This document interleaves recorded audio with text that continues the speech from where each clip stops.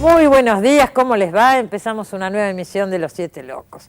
Y bueno, se cumplieron 60 años de la televisión argentina. Estos días se están haciendo muchos programas sobre este tema y nosotros también queremos sumarnos desde acá porque creemos que el tema de la televisión es muy amplio y da para tomarlo desde muchas facetas. Así que tenemos una mesa con importantes invitados especialistas en el tema de televisión. Con ellos vamos a hablar durante toda la hora. Pero antes vamos a ver un pequeñísimo informe que hemos preparado. Ahí va. La televisión en la Argentina se inició el 17 de octubre de 1951. De la mano de Jaime Yankelevich y con una antena instalada en el Ministerio de Obras Públicas, fue inaugurada oficialmente con el discurso de Eva Perón en los actos centrales de Plaza de Mayo. Muy pocas personas contaban con aparatos receptores, y la novedad era compartida en bares y negocios por un público que hasta entonces había sido radioescucha.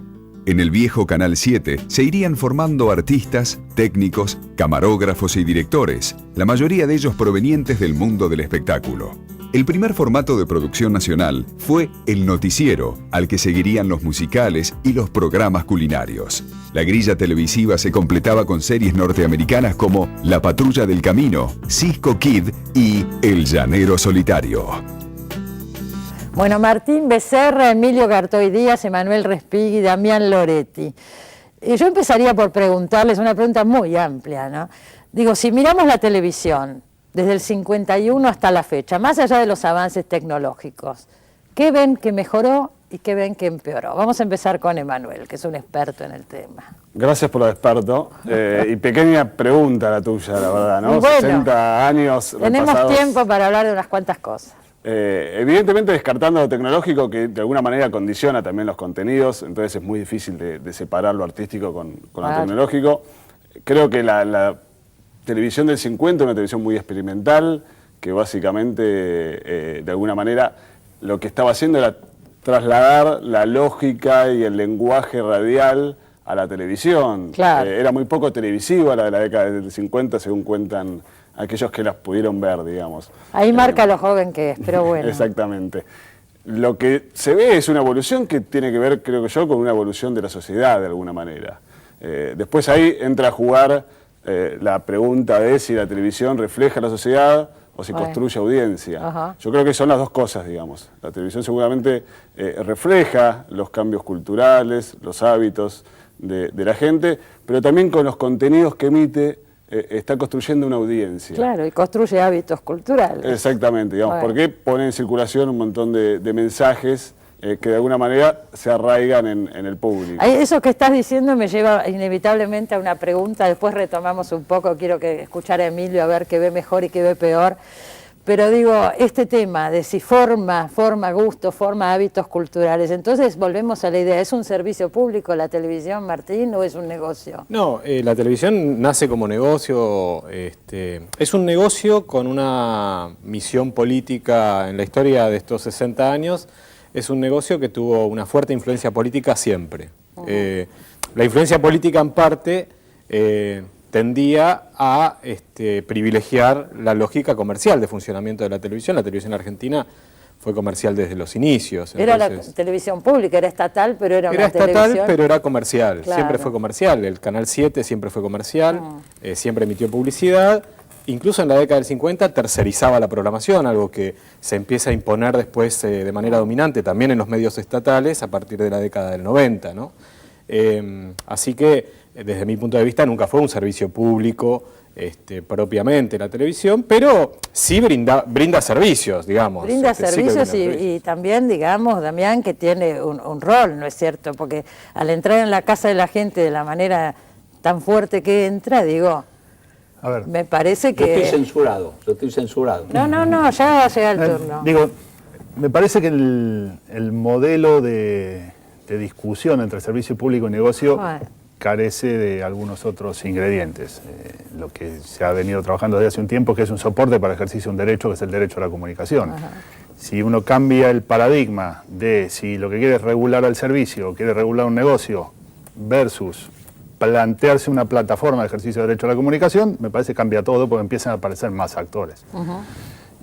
Ahora, uno de los enormes cambios que hay, no solamente en términos tecnológicos, sino en términos de pensarse, es la aparición de nuevos actores. Y me parece que ese es el modo de empezar a pensar esto hacia el futuro. Digo, es utilizar un recurso escaso que se puede estirar un poco, pero no es infinito, y que haya más gente tomando más cuenta, voces. Tomando más voces, tomando cuenta de, insisto, no solamente pensarse en términos tecnológicos, porque solo no se resuelve, sino de adoptar ideas y proyectos que tienen el pluralismo. Después vamos a hablar si todos estos actores deben ser regulados o no de alguna manera, pero vamos a escuchar primero a Emilio con esta pregunta con la que yo empecé. Emilio, que trabajaste toda la vida en televisión, fue el primer productor de Los Siete Locos, debo decir, si hacemos historia. Año 87, Canal 13, empezamos con este programa y el primer productor fue Emilio Gartoy Díaz, que ya venía trabajando. Era el único que entendía algo de televisión, porque yo nunca en mi vida me había puesto delante de una cámara. No saben cómo me retaba. Teníamos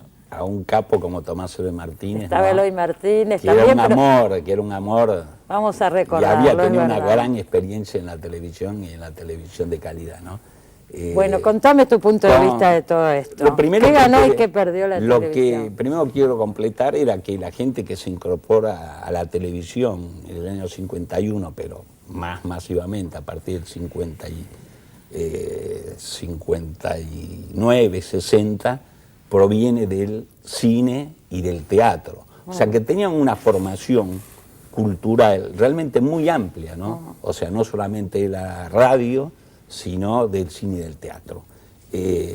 Esa televisión que yo casi empiezo a transitar, incorpora algún elemento que nosotros nos olvidamos, la gente de televisión, que es una faceta del entretenimiento. La televisión, primero que había muy pocos televisores y muy poca gente que tenía. Yo solía ir a ver a la casa de todas las 2 manzanas que había en el barrio, a ver televisión. Entonces, ese televisor, que después decimos que es un electrodoméstico, en su momento era un aparato maravilloso, algo que uno no llegaba a entender. Yo que soy más vieja me acuerdo bien, la gente se reunía en la casa que había un televisor, los domingos se reunía un montón de gente a mirar. Sí, y el tema de entretenimiento a mí me parece también fundamental, porque hay mucha gente que quiere ver una buena película y muchas veces confundimos los que dirigimos canales o asesoramos o producimos, que por ahí una película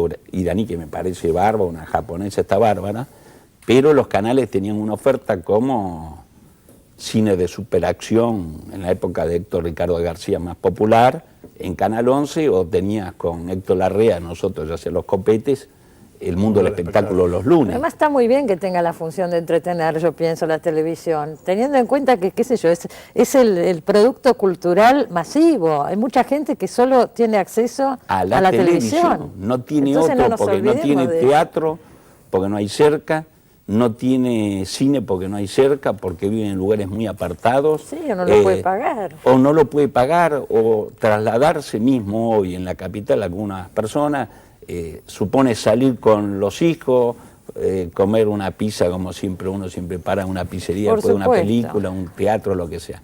O sea, la televisión evoluciona también con algo que no es menor, que en los años 60 tenía una parte cultural importante y una parte de servicio desde los canales privados. Estamos hablando. Y yo te puedo hablar desde la escuela técnica, te puedo hablar, bueno, había mucho gusto. De teatro, me acuerdo, los grandes ciclos, Hamlet o lo que sea.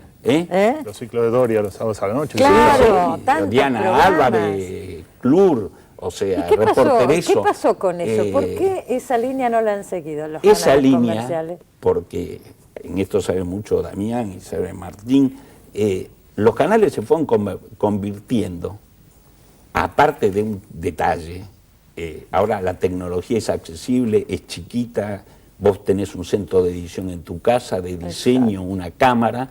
Antes eran cámaras enormes y equipos, y vos no podías tener una productora ni producir. Hoy esa ventaja está. Entonces hay mayor cantidad de señales, hay mayor cantidad de oferta. Y ahora que se van a abrir 19 canales en Capital, de los 9 van a ser comerciales y 9 van a ser públicos o fundaciones, ONG, cada vez tenemos más canales. Está bien, pero más yo digo, plataformas. ese lugar que la televisión comercial relegó o dejó, el que hablábamos, de los grandes programas que había, me acuerdo, de Los cultura, elencos. de educación, elencos. Odol pregunta, vos Odol, tenías, por ejemplo. Digo, tenías- ¿por qué relegó ese lugar? ¿Por costos? Porque también empezaron a... No, porque cada vez se fueron adueñando más y en los pliegos de licitación hay un punto que nadie resalta o lo dejamos pasar. No solamente uno hace una oferta económica o una oferta de quiénes son los permisionarios, sus antecedentes, que debieran estar bien claros, cómo se conforman, Sí. La propuesta tienen la cultural. obligación de tener ciertos contenidos que lo borraron de pantalla. Por ejemplo, los contenidos infantiles. En un momento vos tenías Este es mi mundo o Cine Club. Sí, Grandes ciclos, buenos programas, o tenías los de Canela, Pero sin donde duda. estaba Canela, donde estaba Pinti, ¿viste? Donde había una cantidad de cosas, Ajá. y no están porque decían, van al cable. Los programas infantiles Está van al bien. cable. Los programas para viejos pero digo, van la al ley cable. prevé esto. Hay La nueva ley. la la nueva vieja ley también lo o tenía. y la vieja, Sí, digo. Lo que pasa es que la vieja, en ese sentido, digamos, las disposiciones que tenía en cuanto a contenidos, es mejor que no se cumplieran, digamos, porque era una ley muy autoritaria. Por ejemplo, ¿qué la nueva decía? ley ¿Qué decía con los que contenidos? había que propender a la moral cristiana. Ah, claro, bueno. o sea, Ok, que- lo- Digamos que hay distintas etapas de la ley. ¿no? Claro. Sí, yo hablo de la primera. hablaba. Digo, la ley del 80, hasta que se Claro. cambió, seguía teniendo un articulito que decía que los servicios podían estar sujetos a las necesidades de la seguridad nacional y a que el Estado Claro. los restringiera de modo genérico. Claro. Por eso Sí. es mejor que, digamos... Que no diga nada, Claro, sí. pero la nueva ley sí establece, y además establece que en la evaluación de las propuestas que los, digamos, quienes aspiren a gestionar radio y televisión presenten, se tiene que contemplar prioritariamente la propuesta cultural, la propuesta de programación, digamos. que Pero tenga. no se establece que haya un 30%, un 20% o algo de programación infantil, cultural, No, etcétera. sí de Infantil, programación sí. infantil, Sí, sí. sí Infantil. de programación infantil, pero No no... educativo, cultural, no. No, porque, y te voy a decir, digamos, en lo personal, creo que Damián coincide con esto, creo que es bienvenido que no establezca esos A ver, porcentajes. explícalo, porque es importante. A mí me parece que prescribir porcentajes, primero cosifica mucho a la televisión, que es algo muy En dinámico. Francia es así, ¿no? No, pero yo Pregunto. En la programación no estoy de política acuerdo, en Francia- No estoy de acuerdo. Por eso, la pero verdad, no estoy de dejémoslo Escuchamos, terminar. escuchamos. Tengo entendido que en Francia es así. En la programación política en Francia hay una regla regulada, hay una regulación que establece que en información de interés nacional, de interés político relevante, tienen que obligatoriamente los canales de televisión entrevistar por lo menos al gobierno, a la primera fuerza en el Congreso y a la segunda fuerza en el Congreso. No siempre se cumple, es de muy difícil control. Claro, Eso es político, pero Sí, tiene en otras información cosas política. también. Sí, sí, en Pero tiene información otras política. cosas que también Como lo establece que la ley decíamos de recién, Francia. A ver, establecer un mínimo ¿puedo de hacer otra programas de complicar? tal tipo y tal Dale, otro. dale. A ver, La ley Mientras que entienda el público, La ley establece no tiene algunos- sentido tampoco. no, creo que está claro. Hay un debate central que no sé si nos va a dar el tiempo para entrarle, que es si hay que regular o no contenidos. ¿Y Bueno, ¿qué sí, significa regular? tenía planeada esa pregunta. Sí, lo que pasa es que es una pregunta tramposa. ¿Qué A quiere ver. decir regular contenidos? A ver. Si uno plantea, como hace, diría, las mejores tendencias regulatorias a plantear pisos de programación por franjas o intereses, es un tema. Si te pones a regular qué es la verdad, qué es la objetividad periodística, es un problema diferente. Totalmente diferente. Lo que pasa es que a la hora de discusión ponen todo abajo del mismo rótulo que es regular contenidos. Entonces, Bueno. Es un abogado, ¿eh? digo, promover diversidad y pluralismo es una cosa, regular de qué modo dar las noticias es otra. De todas maneras, la ley no regula ninguno de los dos, Sí, ¿o sí? Sí, A regula ver, lo primero. Regula lo primero, Ajá. establece estándares de pluralismo y en aquello que la ley no puede fijar, y porque hay una resolución vieja de la Corte que tiene que ver con esto, que se discutió mucho cuando se iba a hacer la ley, que era, por ejemplo, la inserción de obligatoriedad de ficción. Sí. Hay un fallo viejo, pero existe y nada lo ha revocado, se llama Cine Callao, que las autoridades de la actual Autoridad Federal de Medios, ex Confer, decían, no podemos plantear en una ley tan compleja temas que nos puedan plantear inconstitucionalidades que no estamos seguros. Y en ese caso se dijo, la obligatoriedad de los vivos, cuando se pasaba a cine, sería trasladable a obligar ficción en determinada cantidad de horas. ¿Qué se hizo? se planteó obligación de informativo propio. Esto que planteamos como una obviedad, en algunos lugares lo discuten. Por supuesto, claro. La obligatoriedad de programación infantil, un piso. Hay quienes dicen que Los Simpson es programación infantil. Atenti. Digo para poner las buenas y los rebotes. No, pues, obvio, pero digo... Y se incluyó en los pliegos de adjudicación, en los pliegos de concurso, una prioridad al aporte al pluralismo, tal cual marcaba Martín, dice la ley, y hay un plus de puntaje para los que promuevan ficción. Y agrego, Damián, los pisos de programación nacional, de producción independiente, de producción propia. Pero es un tema bien delicado, porque sobre todo además, pensando, para seguir peleándonos con la historia que tiene la Argentina, con la historia, con estos 60 años de televisión argentina, si existiera una regulación muy minuciosa sobre contenidos, un cambio de clima político puede otorgarle facultades a un gobierno autoritario para censurar sin duda, expresamente. Es delicado. Escuchémoslo a Manuel. Ahora yo le quiero contestar a él. Dale. Es difícil con pasemos a Emilio que retruque. Bueno, después de Manuel. Yo creo que hay un porcentaje que no es televisión cultural, sino que es televisión educativa, formativa y todo eso, que tiene que tener la televisión privada. Tiene que tenerla porque participan de la torta, se llevan el mayor porcentaje histórico, digamos, en ganancias, a través de la publicidad, y deben tener ciertos ciclos para la tercera edad, deben tener para los jóvenes. No hay programa para los jóvenes porque dicen, no, los jóvenes tienen cable, y todo lo que no tienen cable se quedan fuera de eso. No, o sea, no es una excusa tener para un nada. porcentaje de un 30%, un 25%, con una amplitud de temas, debiera ser obligatorio. Porque los canales, si no se rigen por el negocio únicamente, entonces dice, esto me da plata, esto me da rating, entonces yo le sigo por ese lado y lo demás lo desconozco y no lo pongo en pantalla. Una cosa que vos obligues a programar en el prime time, acá o allá, o en ciertos horarios o ciertos días, como una tabla así. Pero la televisión privada, que gana muchísima plata en Argentina, la mayor torta publicitaria no es la del Estado, como se dice, sino es la que va a los 3 o los 2 canales líderes, el 60 y pico %, no tienen ese tipo de programa. Y a veces cuando los tienen, por ejemplo, el programa de nuestro amigo Juan Sasturain, empezó con 8 programas, después terminó con 4, y después cuando yo le pregunto que la Argentina es invitada a la Feria de Frankfurt, le digo, che, ¿vas a ir a hacer programas especiales vos a Frankfurt con Telefe? No se hace. No, solo lo hicimos acá, debo decir. ¿Entendés eso? Quiero escuchar a Emanuel, ¿qué opinas sobre esto? No, a mí lo que me parece es que evidentemente a la hora de pensar la televisión y qué televisión queremos como sociedad, hay un rol que cumple el Estado y un rol que deben cumplir los privados, digamos. En el contexto actual, donde los privados evidentemente están más interesados en el negocio, en el golpe de efecto, en la necesidad de mantener audiencia y buscar anunciantes, creo que el rol del Estado tiene que ser muy importante. El mundo ideal, diría que lo mejor sería dejar a los privados que programen libremente y que el Estado se ocupe de los medios públicos, si se quiere. Evidentemente hay algo que está fallando ahí, porque lo que nos están transmitiendo los canales privados es más de lo mismo y se están dejando muchos géneros por fuera. De hecho, en la nueva ley está pautado un piso para la programación infantil que no se cumple en los hechos, digamos. Entonces, no solo depende de una ley. Son dos cosas, ¿no? Primero que esté la ley, después que se cumpla la ley. Pero digo, también es importante que la ley esté. Claro, es importante, la ley pero está. Va a cumplir 2 años que se aplica. Claro, pero es importante ahí está. que una ley no está una vez que se promulga en el Congreso, digamos. Hay que Una ley hay que aplicarla. defenderla Sí. a diario. Una ley hay que, de alguna manera, conformarla entre todos y darle solidez. Porque si no, es lo mismo que nada, digamos. Históricamente, tanto Sí, si no se la Damián aplica, como Martín lo tienen más claro. Por lo general, los privados eran los que marcaban las pautas de las políticas comunicacionales, digamos. No era el Estado. Ahora yo quiero que me aclaren, ¿Por qué Damián. por lo general? Claro, ahora siempre. Damián, Tampoco estoy de la acuerdo televisión, con esa división tan... me gustaría decir algo, la televisión, creo no equivocarme, es toda pública, porque se otorgan licencias, pero por un tiempo determinado, Bueno, a ver. no es privada.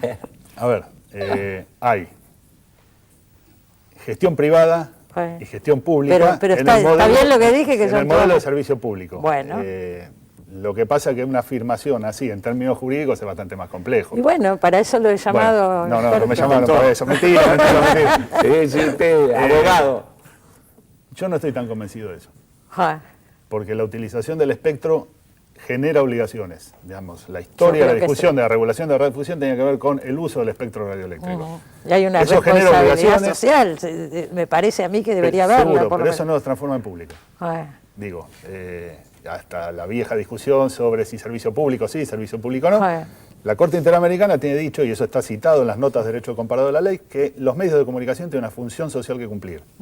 Eso no los equipara en términos de son todos públicos, pues los estarías obligando a cumplir con cosas, no en términos de programación, sino en términos de funcionamiento, que no son las mismas. Pero las licencias son acotadas, en el tiempo duran son 10 años. Por eso, nadie es dueño.